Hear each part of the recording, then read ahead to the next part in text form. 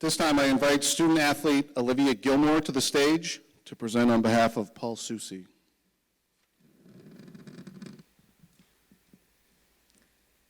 Good afternoon. My name is Olivia Gilmore, and I'm a sophomore at Brewer High School. I'm currently a member of the field hockey, basketball, and softball team, and second vice chairperson in SAC. It gives me great pleasure to tell you about Hall of Fame inductee, Coach Paul Soucy. Paul Soucy was a beloved teacher, coach, and administrator following his graduation from the University of Maine in 1972 until his retirement in 2013. His passion for athletics began as a student at South Portland High School, where he excelled in football, basketball, and baseball. He lettered in all three sports and earned numerous accolades for his athleticism. In 1973, Mr. Soucy moved to Brewer to teach physical education at Brewer High School and served as department head from 1976 to 1989. During his tenure at Brewer, Mr. Soucy's coaching roles began as an assistant football coach and then expanded to include gymnastics coach and head coach of the boys' JV basketball team. During the 1979 to 1980 school year, Mr. Soucy was appointed head varsity girls basketball coach and head varsity softball coach, where he made an immediate and immeasurable impact in both programs. Known as the big guy by his players and Soucy by his colleagues, Mr. Soucy's team won multiple Eastern Maine basketball tournament appearances, ending with a 2-year run, 88 and 89. The 1988 squad is the only team in Brewer High School history to have reached the Eastern Maine Finals. Soucy was awarded the 1988 Girls Basketball Coach of the Year Award from the Big East Conference. With a record of 110 and 82 spanning in 10 years, Soucy has the most career wins of any girls basketball coach in school history. During his 10 years as head coach of the varsity softball team, Mr. Soucy's team achieved an overall record of 124 and 43. The Witches won multiple PVC championships, 2 Eastern Maine runner-up titles, and was a state runner-up in 1981. At this time, I'm honored to introduce Ryan Soucy to present his father, Paul Soucy, for induction into the Brewer Athletic Hall of Fame. Ryan is unable to be here today, but he sent this video presentation. Hello. I'm incredibly honored and privileged to pay tribute to my father, Paul Soucy, and his contributions to Brewer High School athletics. This moment is not just about celebrating his remarkable achievements in the world of sports, but also is a tribute to the dedication, passion, and unwavering commitment that he has exhibited throughout his career. From the very beginning of my father's athletic pursuits, he showed an innate talent and love for sports that would shape the course of his life. As an adolescent, my father's father passed away tragically. It was the coaches in his life that supported him through those tough times and were the guiding lights that instilled in him his desire to pursue a career in teaching and coaching. My father Paul and my mother Linda came to Brewer in 1973 when my father obtained teaching and coaching positions at Brewer High School. They thought it would be a great opportunity to get a few years of experience and then ultimately return home to South Portland. It is a tribute to the citizens of Brewer and the Brewer High School community specifically that they are still here in Brewer 50 years later. One of the most remarkable aspects of my father's career is his versatility. He didn't limit himself to just one sport. He excelled in several. From the softball and football fields to the basketball court and the green grass of the golf course, my father demonstrated a rare ability to adapt and excel. While my father was super competitive, it wasn't just about winning for him. It was about the journey itself and about being a good person while you pursued your goals. He embraced the values of sportsmanship, teamwork, and perseverance.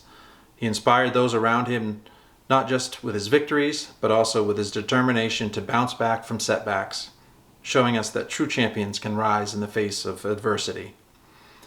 Some of my fondest memories are while watching my father coach. While I was a youngster, I remember one football victory over Winslow where I ran onto the field with the rest of the team and my father lifting me over his head to celebrate the win. Another memory I'll always cherish is when he and I would record the stats for the basketball team.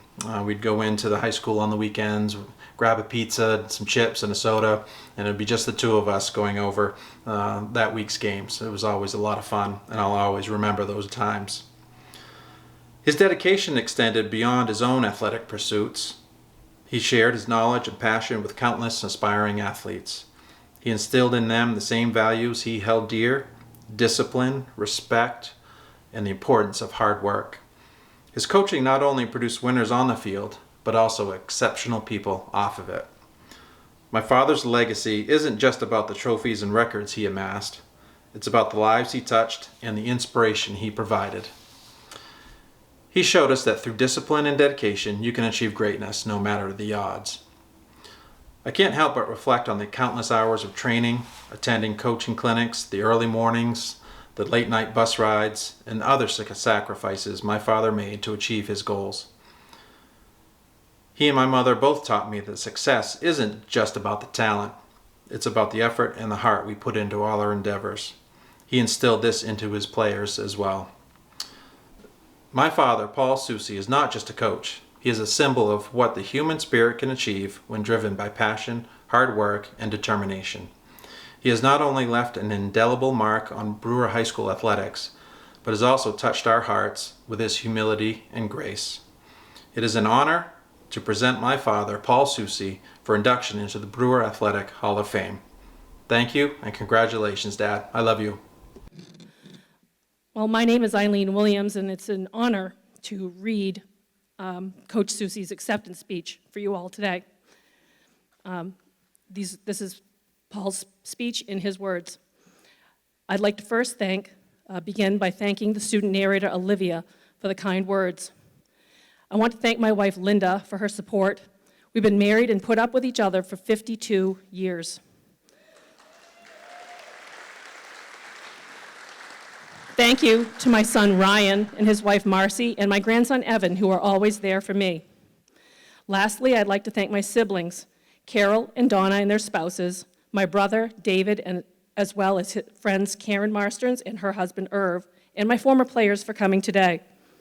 I have many fond memories of my time at Brewer. Let's begin with recognizing two individuals, Amy Banks and Kelly Cookson. They made my first year as head basketball and softball coach memorable and extremely enjoyable. I would also like to mention Kathy Gibbs, who was my softball pitcher in the 1981 state championship game against Westbrook.